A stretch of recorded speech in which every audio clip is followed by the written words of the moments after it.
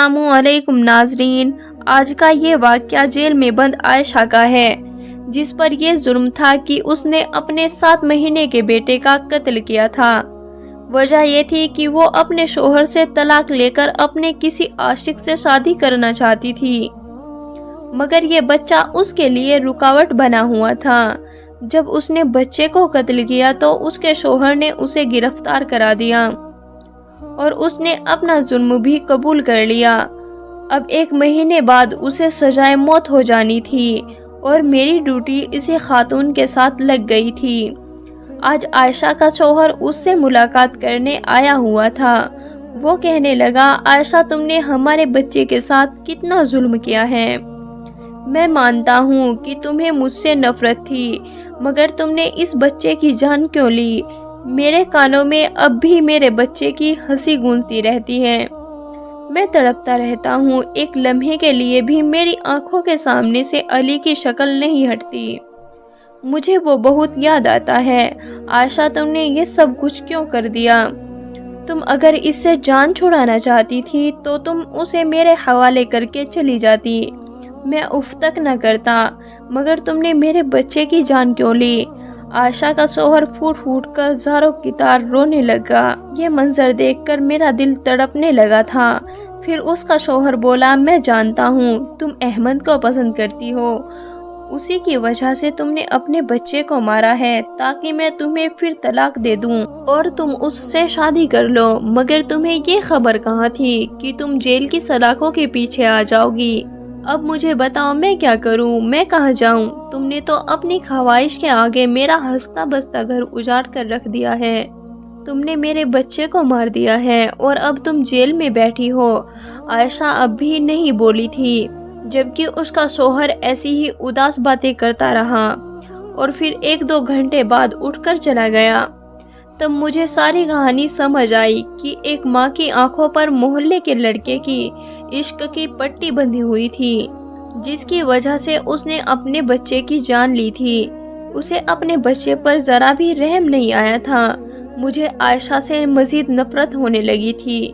2-3 दफा मेरे सामने ही आयशा के साथ कैदी औरतें लड़ने लगी थी, मगर मैंने उन्हें रोकने की कोशिश नहीं की। 1-2 औरतें आयशा को रोजाना मारती, मगर मैं अनदेखी करके खड़ी रहती। दरअसल ये सब देखकर मुझे सुकून मिलता था। खैर काफी दिन गुजर गए, आयशा अभी तक बिल्कुल खामोश रहती थी। एक दिन आयशा की एक मुलाकात आई। मैं बड़ी हैरान और परेशान हुई। मुझे बहुत दुख हुआ कि अब इससे मिलने कौन चला आया है, क्योंकि उसे कैद में 1 माह वक्त गुजर गया था। आज उसकी माँ उससे मिलने के लिए आई हुई थी। मैं ये सोचने लगी कि आज से पहले इसकी माँ कहाँ थी, वो अपनी बेटी से मिलने क्यों नहीं आई थी। खैर आयशा की वालिदा अपनी बेटी से मुलाकात करके वापस जाने लगी तो मुझे देखकर रुक गई और कहने लगी, मेरी बेटी का खास ख्याल रखा करो, वो बहुत मासूम है, इसके साथ बड़ी ज्यादती हुई है। जेल में कैदी औरतें भी इसे मारती हैं। तुम मेरी बच्ची की हिफाजत करके इससे दुआएं लिया करो। मैं माथे पर बल डालकर बोली, अगर तेरी बच्ची इतनी ही मासूम होती तो अपने बेटे को न मारती अपने आशिक के लिए। ये बात सुनकर आयशा की वालिदा की आंखों में आंसू आ गए। वो बोली, मेरी बेटी बेकसूर है, इसके शोहर ने अपने बेटे को मारा है। आयशा की अम्मी कहने लगी, मैं अपनी बेटी के लिए बड़ी अदालत जाऊंगी और वो बाइज्जत बरी हो जाएगी। मुझे उम्मीद है अदालत की तरफ से उसे इंसाफ मिल जाएगा। मैं बोली, बीवी जी अपनी कातिल बेटी को रिहा कराने की कोशिश मत करो। ये बरी हो गई तो यकीनन तुम इसकी शादी आगे कर दोगी और वहाँ बच्चे पैदा होंगे तो फिर ये उनको भी मार देगी। सारा गुनाह तुम्हारे सर पर चढ़ेगा। मुझे ये बताओ, जब अल्लाह ताला कयामत वाले दिन तुमसे पूछेगा तो तुम क्या जवाब दोगी।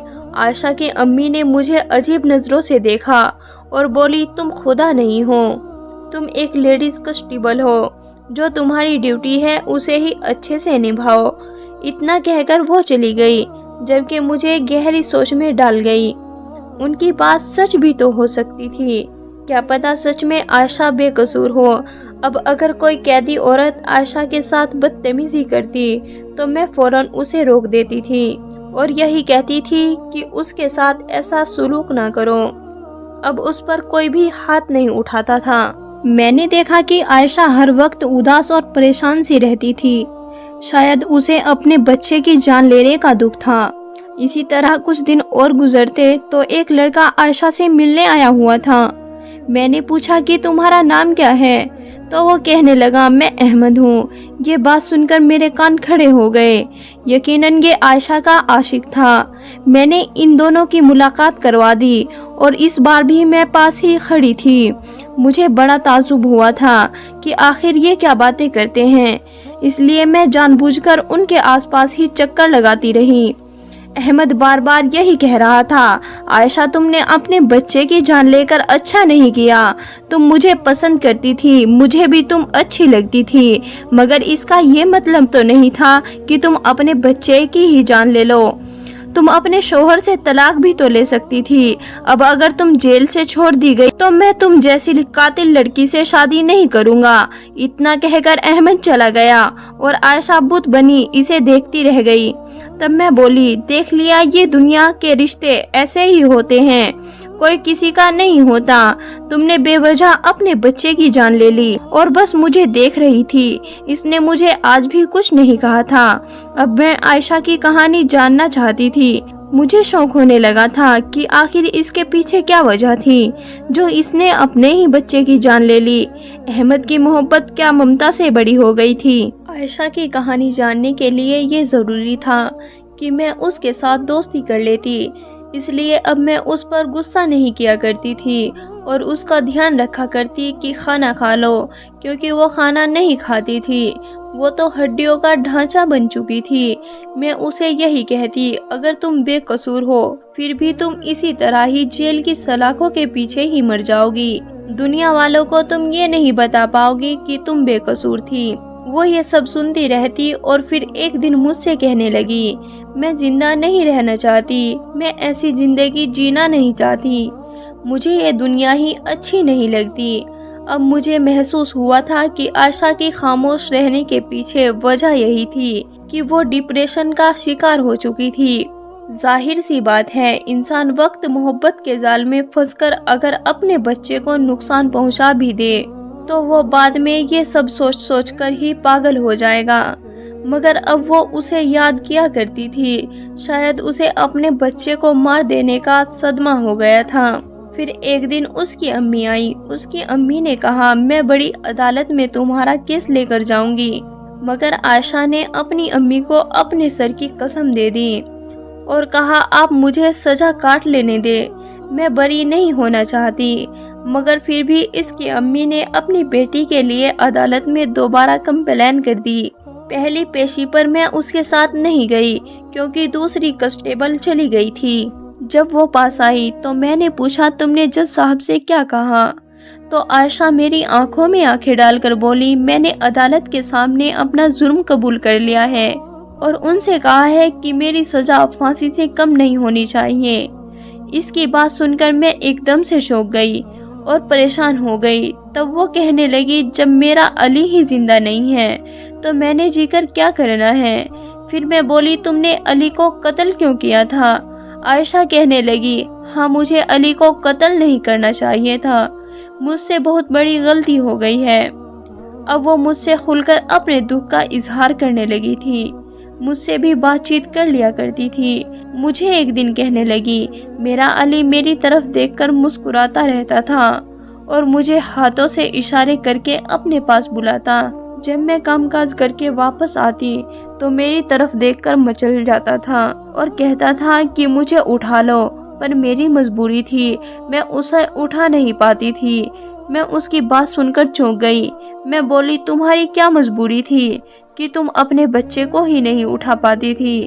तब मैंने उसका चेहरा जर्द होते हुए देखा। उसने जल्दी से अपने आंसू साफ किए और लेट गई और कहने लगी, मुझे नींद आ रही है, तुम यहाँ से जाओ। अब मुझे लगने लगा था कि शायद आयशा कत्ल करने से पहले भी अपने बच्चे पर जुल्म सितम किया करती थी। हो सकता है कि उसे दूध के लिए भी तरसाती रहती हो। खैर, मुझे फिर से दिन बदन आयशा से नफरत होती चली जा रही थी, मगर मैं फिर भी उसके साथ अच्छी थी। क्योंकि मैं उसका राज जानना चाहती थी। अदालत ने आयशा को एक बार फिर सजाए मौत सुना दी थी। जिस दिन उसे मौत की सजा हुई वो बहुत ज्यादा खुश थी। मैंने उसकी खुशी की वजह पूछी तो वो कहने लगी, अब मैं अपने बेटे के पास चली जाऊंगी और हमेशा हमेशा के लिए उसके साथ रहूंगी।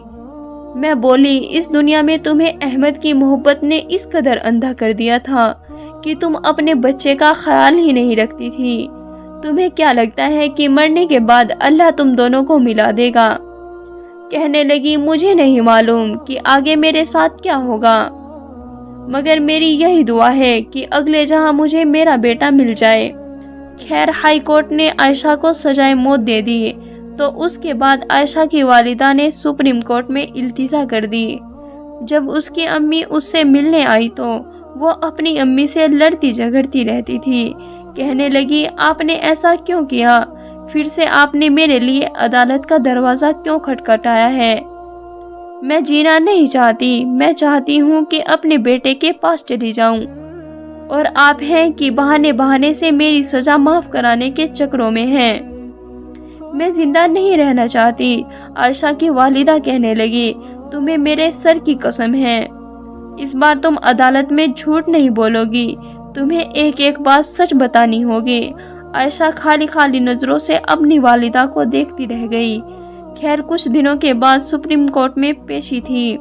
इस बार आयशा के साथ मेरी ड्यूटी लगी हुई थी। मैं आयशा को लेकर अदालत पहुंच गई। सुप्रीम कोर्ट के जज साहब ने आयशा से बयान लिया तो आयशा अभी भी यही कह रही थी कि इसने ये जुर्म किया है। जज साहब ने आयशा का मेडिकल कराने की तजवीज़ पेश कर दी। उन्होंने कहा कि आयशा के मेडिकल की रिपोर्ट्स मुझे चाहिए। अदालत अगली तारीख तक मुतविल हो गई थी। मैं आयशा को लेकर वापस जेल आ गई और उसका मेडिकल कराने की तैयारी करने लग गई।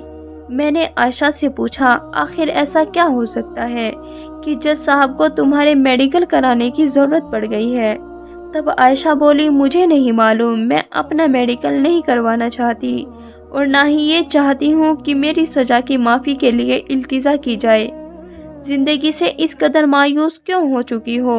मुझे कुछ तो बताओ। तब आयशा कहने लगी, मैंने अपनी ज़िंदगी में बड़ी सख्तियाँ देखी हैं, मैंने बहुत कुछ सहा है, इसलिए मैं मरना चाहती हूँ। मैंने कहा, हमारे पास काफ़ी ऐसे केस आए हैं जिसमें कातिल भी अपनी सज़ा की माफ़ी के लिए तड़प रहा होता है। वो चाहता है कि उसे माफ़ी मिल जाए, उसे एक मौका दे दिया जाए, मगर तुम क्यों नहीं चाहती? तब वो रोने लग गई, बोली, मेरी उम्र भी कम है तो शायद मेरे माँ बाप मेरी दूसरी शादी कर दें, मगर मैं दूसरी शादी नहीं करना चाहती।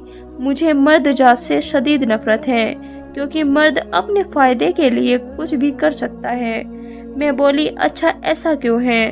तो वो कहने लगी, चंद वर्ष पहले मेरी शादी हुई थी। मेरा शोहर एजाज एक अच्छा और नेक इंसान था। हम दोनों एक दूसरे का बहुत ख्याल रखा करते थे। वो मुझ पर अपनी जान निछावर करता था। सब कुछ अच्छा चल रहा था। फिर मैं उम्मीद से हो गई तो एजाज मेरा और भी ज्यादा ख्याल रखने लगा। मुझे लगा कि मेरी जिंदगी में अब किसी चीज की कोई कमी नहीं है। अब हमारे पास हर चीज मौजूद थी। लेकिन फिर हमारी जिंदगी में एक तीसरा शख्स दाखिल हो गया, जिसकी वजह से हमारा चैन सुकून सब कुछ बर्बाद हो गया। मैं चौंक गई। मुझे लगा कि शायद आयशा अहमद का नाम लेगी, क्योंकि एजाज और आयशा की जिंदगी में अहमद ही तो आया था। लेकिन वो बोली, हमारी जिंदगी में शाजिया आ गई। मैंने हैरत से आयशा की तरफ देखा तो वो बोली, मैं सच कह रही हूँ। हमारे पड़ोस में एक लड़की रहती है, शाजिया। बहुत हसीन थी, बहुत प्यारी थी और खूबसूरत थी। मेरे शौहर ने उसे देखा तो वो उसका दीवाना हो गया। मुझे शाजिया के बारे में कुछ मालूम नहीं था, मगर एजाज मुझसे अक्सर यही कहा करता था कि हमारे मोहल्ले में एक नई लड़की आई है, उसका नाम शाजिया है, तुम उससे मिलजुल लिया करो, वो बेचारी तन्हा रहती है। जब मैंने ये सुना तो मुझे भी उस लड़की पर बड़ा रहम आया कि बेचारी के माँ बाप भी जिंदा नहीं है और गरीब भी है।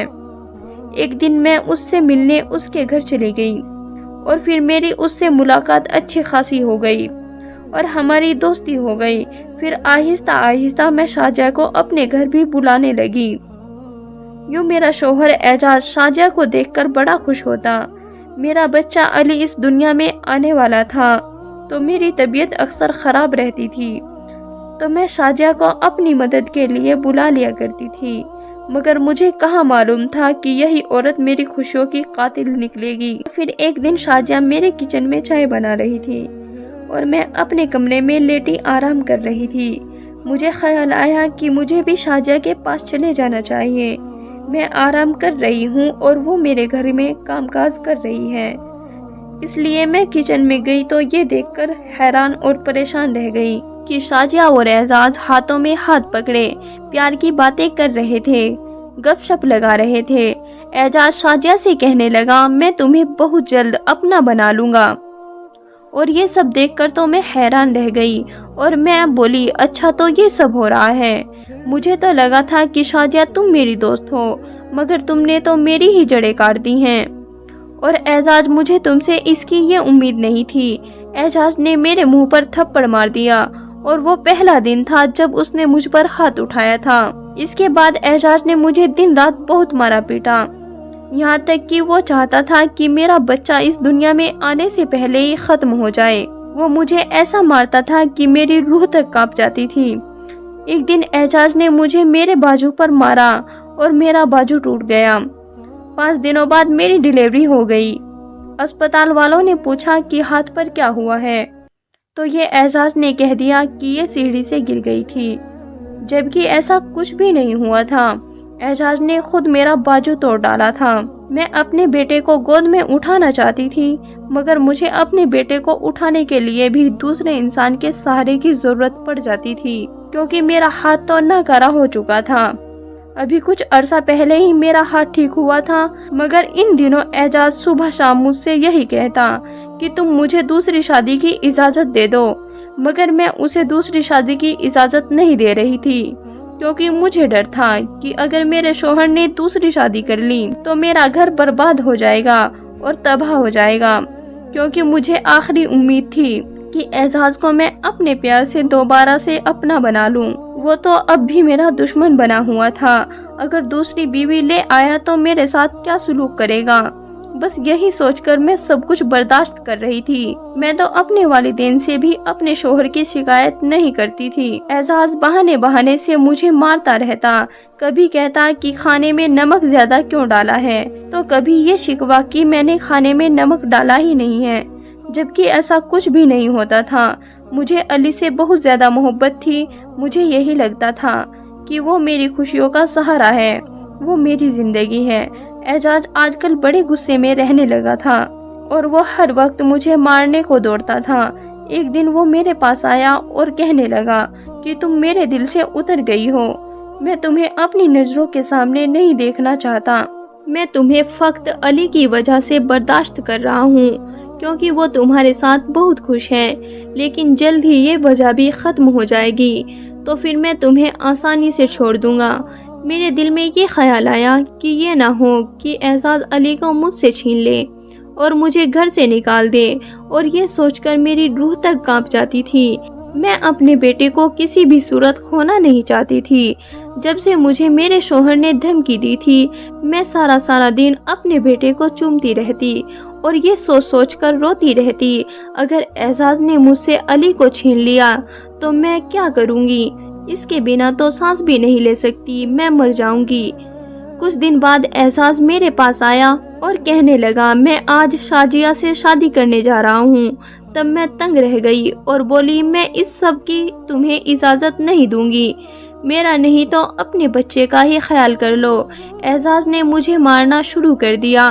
फिर एजाज अली को उठाकर कहने लगा, ये देखो अब मैं क्या करता हूँ, तुम मुझे शादी की इजाज़त नहीं दे रही हो ना, मैं तुम्हें सजा दूंगा, और यही इतनी भयानक सजा होगी कि तुम सारी जिंदगी पछताओगी।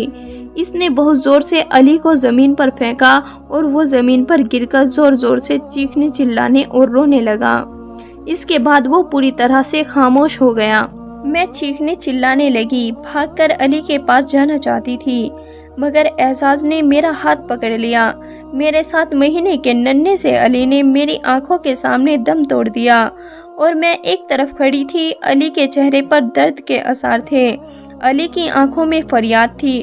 वो चाहता था कि मैं उसे उठा लूं और उसे तसल्ली दूं, मगर मेरे शौहर ने मेरा हाथ नहीं छोड़ा। मैं चीखती चिल्लाती रही, रोती रही कि मुझे जाने दो, मैं अपने बेटे को उठाना चाहती हूँ। अली चीखते चीखते दम तोड़ गया। तब एजाज ने शोर मचाना शुरू कर दिया, लोगों इधर आओ, देखो मेरी बीवी ने ये क्या कर दिया है। मेरी बीवी ने मेरे बेटे को मार दिया है। मोहल्ले वाले लोग इकट्ठा हो चुके थे। एक तरफ अली की लाश पड़ी थी और दूसरी तरफ मेरे शौहर ने मुझ पर इल्जाम लगा दिया कि मैंने अपने बेटे को कत्ल करने के बाद अपने शौहर की भी जान लेना चाहा, क्योंकि मैंने मोहल्ले के एक लड़के अहमद से इश्क लड़ाया हुआ है। जबकि हकीकत ये थी कि मैं तो ये भी नहीं जानती थी कि अहमद कौन है। फिर मेरे शौहर ने आसानी से शादी कर ली और फिर जेल में आकर ये ड्रामा रचाया कि मैं कातिल हूँ और पूरा थाना मेरे खिलाफ रहा। और फिर अहमद को भी जानबूझकर यहाँ भेज दिया ताकि ये बात सच साबित हो जाएगी कि मेरा इसके साथ चक्कर था। खैर, लोगों ने ये सब मंजर देखा तो पुलिस को फोन करके घर पर बुलाया। पुलिस मुझे पकड़कर यहाँ ले आई और मैं अभी तक सदमे में हूँ। मुझे रातों को नींद नहीं आती और सोचती हूँ ये कैसे मुमकिन है कि मेरा छोटा सा बच्चा मेरी आंखों के सामने मर गया और मैं उसके लिए कुछ भी नहीं कर सकी। इसे तो अभी मैं गोद में भी नहीं उठा सकी थी। यह गम मेरे लिए बहुत बड़ा है। मुझे अब जीना अच्छा नहीं लगता। मैं चाहती हूँ कि अली के पहलू में जाकर सो जाऊं। मुझे अपना बेटा बहुत याद आता है। आयशा ज़ारों कतार रोने लग गई। तब मैंने उसे कहा, सब्र करो, उसे दिलासा दिया था, मगर मुझे इल्म नहीं था कि आयशा ने सच कहा था या कोई कहानी सुना दी थी। खैर, फिर उनकी पेशी का दिन आ गया। आयशा को अदालत में पेश किया गया तो जज ने रिपोर्ट देखी तो कहने लगा, आपका हाथ कैसे टूटा था। तब आयशा फूट फूट कर रोने लग गई थी। उसने सारी दुख भरी दास्तान जज साहब को सुना दी। मेडिकल रिपोर्ट में भी ये साबित हो चुका था कि आयशा पर बड़े लंबे अरसे से जुल्म किया जा रहा है और उसके शरीर की कई हड्डियां टूट गई थी। इसमें इतनी ताकत नहीं थी कि वो अपने बच्चे को उठाकर जमीन पर फेंक देती। और यही एक पॉइंट था कि आयशा कातिल नहीं है। इसके जिस्म पर जख्मों के निशान मौजूद थे, मगर वो ये सब कुछ छुपाए हुए थी। वो मर जाना चाहती थी। इसका बेटा इससे बिछड़ गया था और सब लोग आयशा को गुनहगार समझ रहे थे, लेकिन वो बेचारी तो बेकसूर निकली। अब मुझे अपने रवैये पर अफसोस हो रहा था। खैर, 2 पेशियों के बाद अदालत ने ये फैसला किया कि आयशा बेकसूर है, उसे बाइज्जत बरी कर दिया जाए। अब वो सलाखों से निकलकर अपने घर जा चुकी थी, जबकि एजाज को पुलिस ने पकड़ लिया और उसे सजाए मौत की सजा सुना दी गई। आयशा आज भी अपने बच्चे को याद करके बहुत रोती रहती है। मुझे मालूम है कि उसके साथ बहुत बड़ा जुल्म हुआ था, ज्यादती हुई थी। मैं तो उसके लिए दुआ करती हूँ कि अल्लाह ताला उसे सब्र जमील अता फरमाए। आमीन सुम्मा आमीन।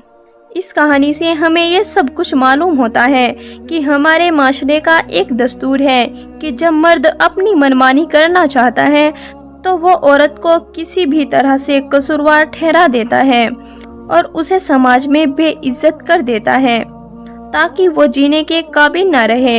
आखिर में दुआ करते हैं कि हमारी जितनी भी बहन और बेटियां हैं, अल्लाह उनको अपने घरों में आबाद रखे, और जो उजड़ गई हैं, जो तलाक याफ्ता हैं, अल्लाह ताला उनकी भी ज़िंदगी में आसानी अता फरमा दे। आमीन सुम्मा आमीन। मोहतरम नाजरीन, मिलते हैं आपको एक और नई वीडियो के साथ। जब तक के लिए आप अपना ढेर सारा ख्याल रखें और वीडियो को लाइक करें, चैनल को सब्सक्राइब करें और बेल आइकन का बटन भी दबाएं। शुक्रिया।